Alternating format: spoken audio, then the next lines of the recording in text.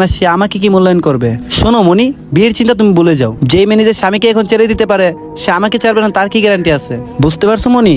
তোমাদের মতো মেয়েরা বিছানায় মানায়, কারো সংসারে না। সত্যি বলছি না আমি? এই তুই কি বললি এসব? হাত ছাড়ো।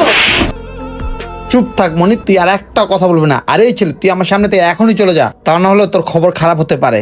এই চুপ করুন তো, আপনি নিজের বউকে সামলাতে পারছেন না, আপনি আবার আমাকে টেট দিচ্ছেন। ভাই আপনার কথা বলেন, আপনি আনতে চলে যান তো। থাকেন বউকে নিয়ে। মনি তুমি থাকো। হ্যাঁ দেখছো মনি, তোমার এই 3 মাসের প্রেমিক তোমাকে নিয়ে এসব কি চিন্তা ভাবনা করে? সে তোমাকে নিয়ে বিছানায় থাকার চিন্তা করে, সারা জীবন থাকার জন্য না। বুঝতে পারছো মনি? এর নামই হলো পরকিয়া। আর শোনো, স্বামীকে রেখে যে মহিলা পরকিয়া করে না, তার এই জামানায় কোনো দাম থাকে না। তাদেরকে মানুষ খারাপ মেয়ে বলে, ঠিক আছে? তুমি তো একটা নষ্টা মেয়ে হয়ে গেলা মনি, কারণ তুমি স্বামী রেখে পরপুরুষের সাথে পরকিয়া করতেছো, তাও আবার পার্কে এসেছি। প্লিজ তুমি আমাকে মাফ করে দাও নয়ন। আমি ওর প্রেমের জালে পড়ে আমি আমার স্বামীকে ধোকা দিছি। প্লিজ নয়ন, তুমি আমাকে মাফ করে দাও। I am sorry. তুমি যে অন্যায়টা করছো না, এটার কখনো মাপ হয় না। চল ভাই চলে যাই। কিন্তু ভাইয়া ভাবি, তোর ভাবি মারা গেছে মনে করবি, আয়। নয়ন আমাকে রেখে যেও না।